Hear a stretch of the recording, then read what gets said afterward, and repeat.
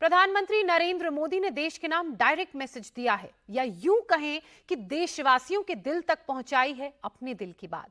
एक मैसेज है बॉर्डर से, जो मोदी ने पाकिस्तान जैसे देशों को दिया कि जब तक आतंकवाद को पनाह दोगे तो बातचीत का कोई मतलब नहीं है। दुश्मनों से निपटना हमारी सेना को अच्छे से आता है। मोदी का दूसरा मैसेज है देश में मौजूद उन लोगों के लिए जो रहते तो इसी देश में हैं, लेकिन अपने ही वतन के खिलाफ साजिश रचने से बाज नहीं आते। मोदी दिल से स्पेशल रिपोर्ट देखिए।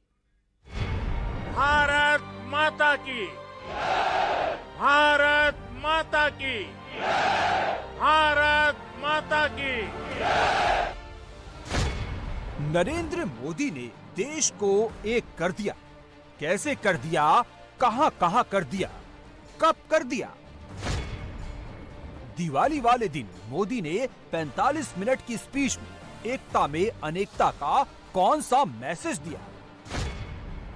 मोदी ने देश से क्या कहा, देशवासियों से क्या कहा, अपने विरोधियों को, देश के दुश्मनों को प्रधानमंत्री ने कैसे एक्सपोज किया?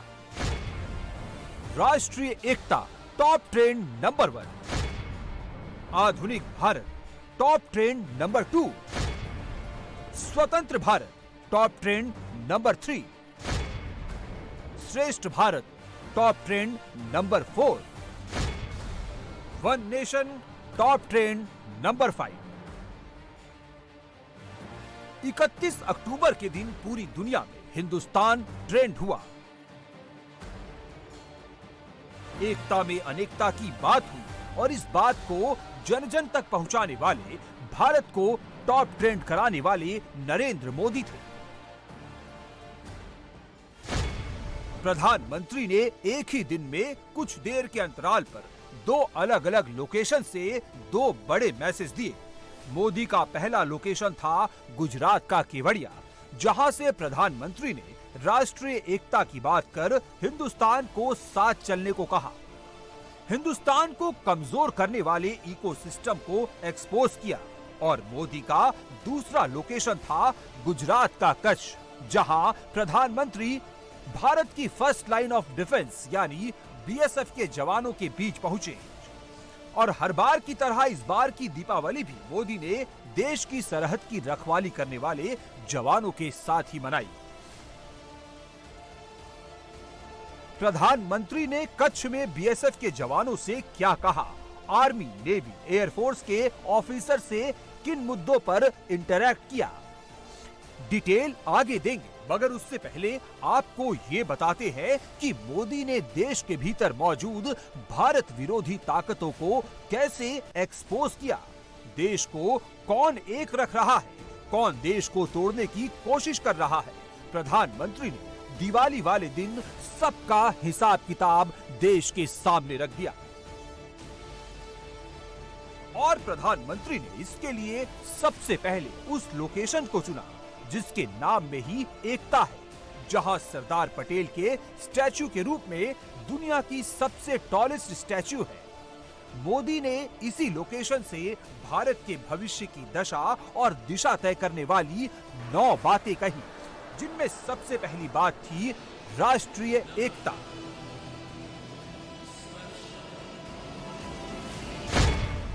एक है तो सेफ है। मोदी ने गुजरात के केवड़िया से ये बात लाउड एंड क्लियर कर दी।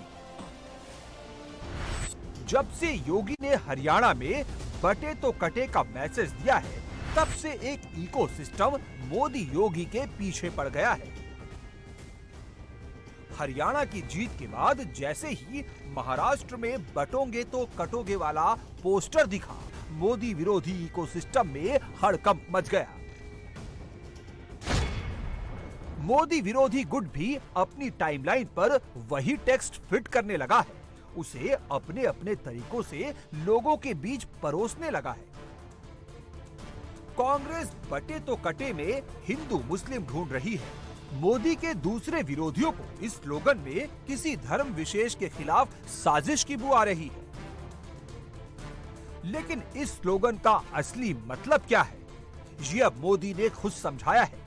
बीजेपी स्लोगन से क्या कहना चाह रही है और विरोधी कैसे इस स्लोगन को देश तोड़ने वाले हथियार के तौर पर इस्तेमाल कर रहे हैं, मोदी ने सब बताया है। आज हालत ये हो गई है कि आजकल एकता की बात करना तक गुनाह बना दिया गया है। एक समय था जब हम बड़े गर्व के साथ स्कूल, कॉलेज में, घर में, बाहर सहज रूप से एकता के गीत गाते थे। हिंद देश के निवासी सभी जन एक है, रंग रूप वेश भाषा चाहे अनेक है, ये गीत गाए जाते थे। आज की तारीख में कोई ये गीत गाएगा तो उसको अरबन नक्सलों की जमात गालियां देने का मौका पकड़े लेगी। और आज कोई अगर कह दे कि एक है तो सेफ है, तो ये लोग एक है तो सेफ है उसको भी गलत तरीके से परिभाषित करने में लगेंगे। जो लोग देश को तोड़ना चाहते हैं, जो लोग समाज को बांटना चाहते हैं, उन्हें देश की एकता अखर रही है। और इसलिए मेरे देशवासियों, हमें ऐसे लोगों से, ऐसी विचारों से, ऐसी प्रवृत्ति से, ऐसी वृत्ति से पहले से भी ज्यादा सावधान होने की जरूरत है। हमें सावधान रहना है। प्रधानमंत्री एकता की बात करते हैं, सबको साथ जोड़कर चलते हैं, हर दिवाली सैनिकों के बीच जाकर मनाते हैं। मोदी के विरोधी हर बात पर शोर मचाते हैं। मोदी की एकता वाली बातों में विरोधी नफरती एजेंडा ढूंढते हैं। जात पात के नाम, जातीय जनगणना के नाम पर देश का माहौल बिगाड़ते हैं, लोगों को मोदी के खिलाफ भड़काते हैं। राहुल विदेश जाते हैं तो मोदी से नफरत के चक्कर में भारत विरोधी बातें कराते हैं। एक धर्म से दूसरे धर्म को लड़ाने वाला नैरेटिव दे आते हैं। भारत में लोकतंत्र खत्म हो गया है, कुछ भी नहीं बचा, इस तरह की स्क्रिप्ट पढ़ाते हैं। भारत की एकता को कमजोर करने वाला, तोड़ने वाला ये काम देश के भीतर भी हो रहा है, देश के बाहर भी हो रहा है। इनका मकसद भारत के समाज को कमजोर करना भी है और उस रास्ते सत्ता पाना भी है। मोदी ने ऐसे इकोसिस्टम से सावधान रहने को कह दिया है, देश और देशवासियों को अभी से सचेत कर दिया है। भारत के बढ़ते सामर्थ्य से, भारत में बढ़ते एकता के भाव से कुछ ताकतें,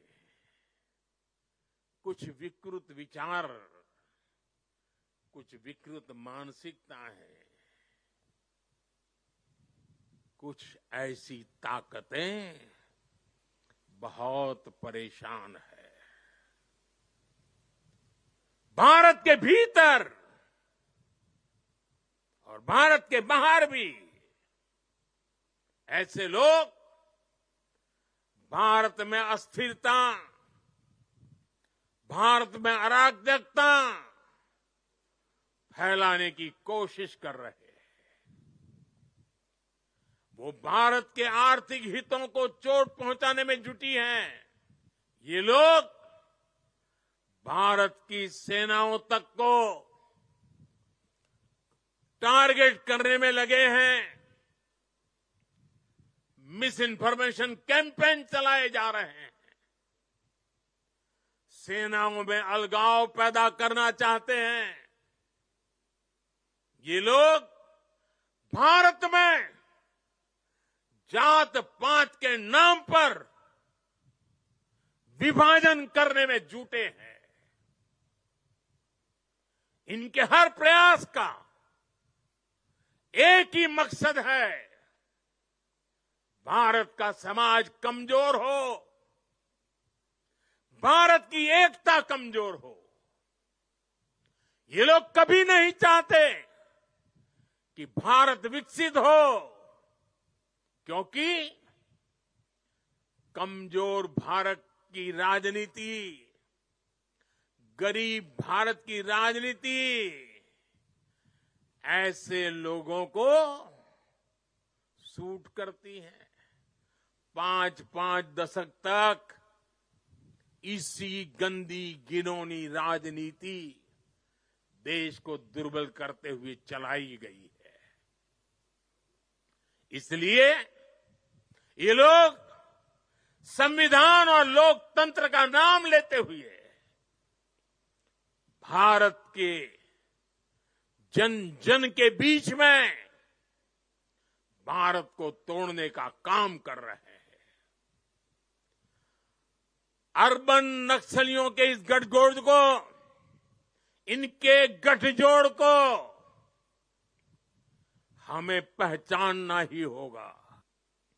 हमें देश को तोड़ने के सपने देखने वाले, देश को बर्बाद करने के विचार को लेकर के चलने वाले, मुंह पर जूठे नकाब पहने हुए लोगों को पहचानना होगा, उनसे मुकाबला करना ही होगा।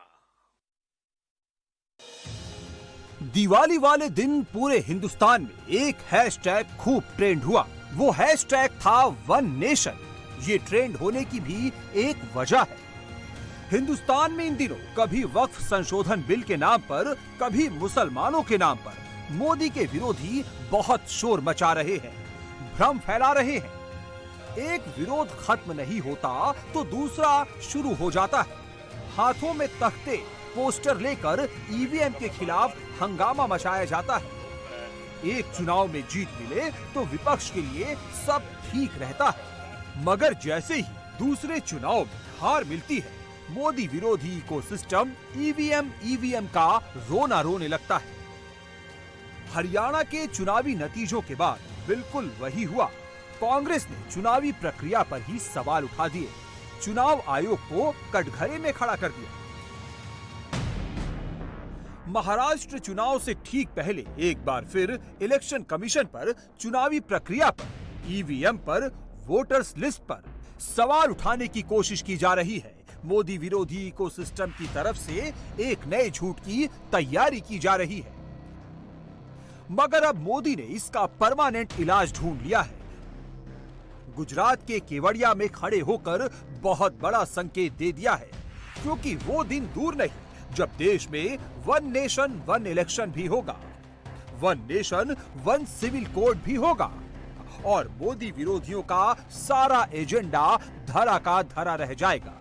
विपक्ष के सारे फॉल्स नैरेटिव हमेशा हमेशा के लिए ठंडे बस्ते में चले जाएंगे। अब हम वन नेशन वन इलेक्शन पर काम कर रहे हैं, जो भारत के लोकतंत्र को मजबूती देगा, जो भारत के संसाधनों का ऑप्टिमम आउटकम देगा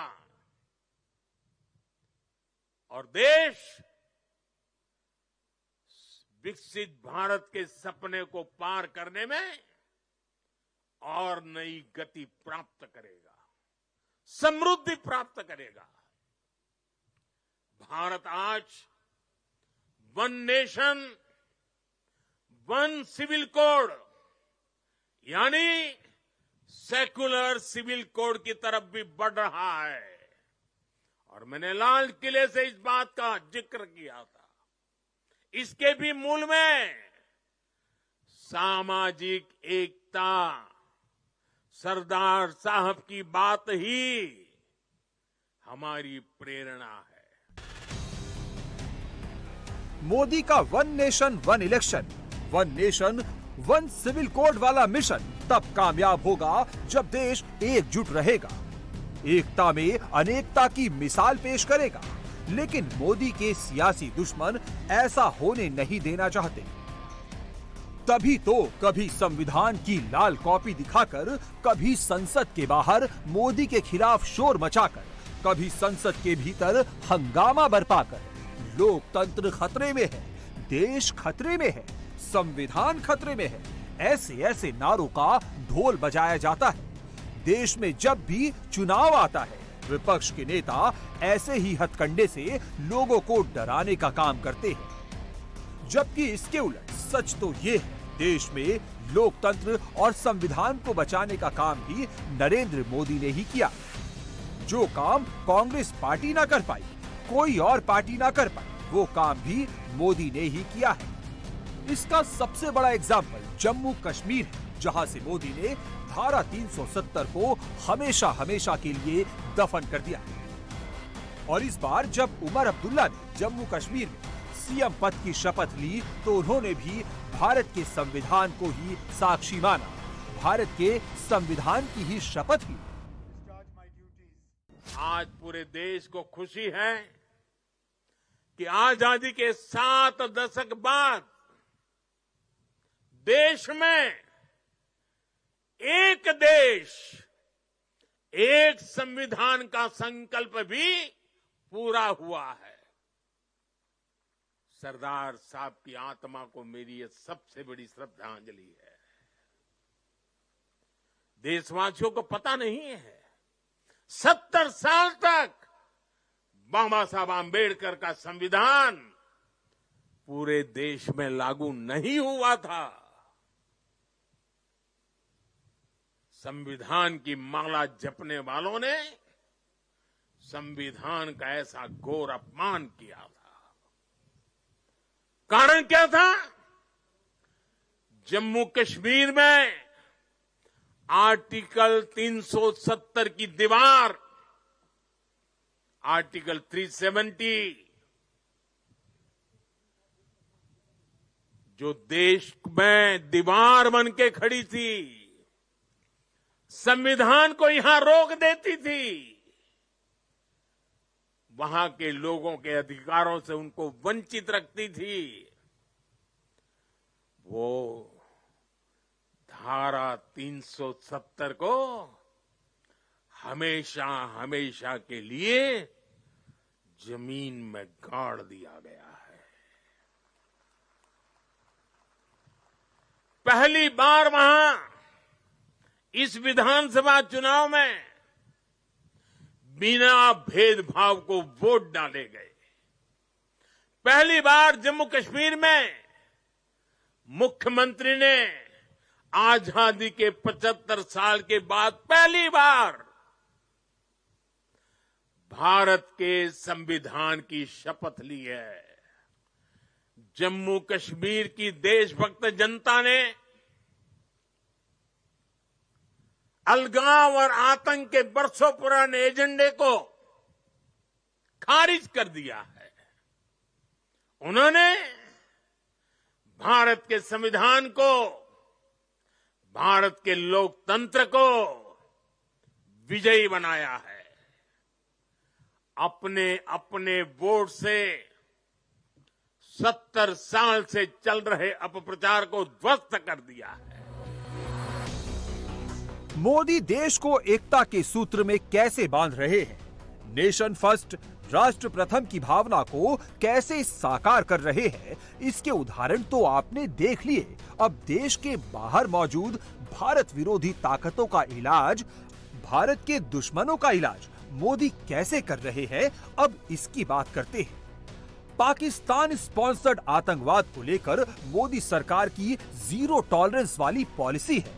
2016 में सर्जिकल स्ट्राइक, 2019 में बालाकोट में एयर स्ट्राइक करके मोदी ने हिंदुस्तान की मजबूत इच्छा शक्ति का ट्रेलर दिखा दिया था। और अब 2024 में भी मोदी ने क्लियर मैसेज दे दिया है, जो भारत को छेड़ेगा, मोदी का नया हिंदुस्तान उसे छोड़ेगा नहीं। बीते 10 साल में भारत ने ऐसे अनेक मुद्दों का समाधान किया है जो राष्ट्रीय एकता के लिए खतरा थे। आज आतंकियों के आकाओं को पता है कि भारत को नुकसान पहुंचाया तो भारत उन्हें छोड़ेगा नहीं। आज नक्सलवाद भी भारत में अपनी अंतिम सांसें गिन रहा है। मोदी ने सीधा मैसेज पाकिस्तान को दिया है, वही पाकिस्तान जो आज भी आतंकवादी हमले करने से नहीं चूक रहा। अपनी फौज के जवानों को आतंकवादियों के वेश में हिंदुस्तान भेज रहा है, मगर अब मोदी ने बीएसएफ के जवानों के बीच खड़े होकर डंके की चोट पर ऐलान कर दिया है कि पाकिस्तान से अब कोई बात नहीं होगी, तगड़ी फाइट होगी, फुल एंड फाइनल हिसाब होगा और वो काम हिंदुस्तान की सेना करेगी।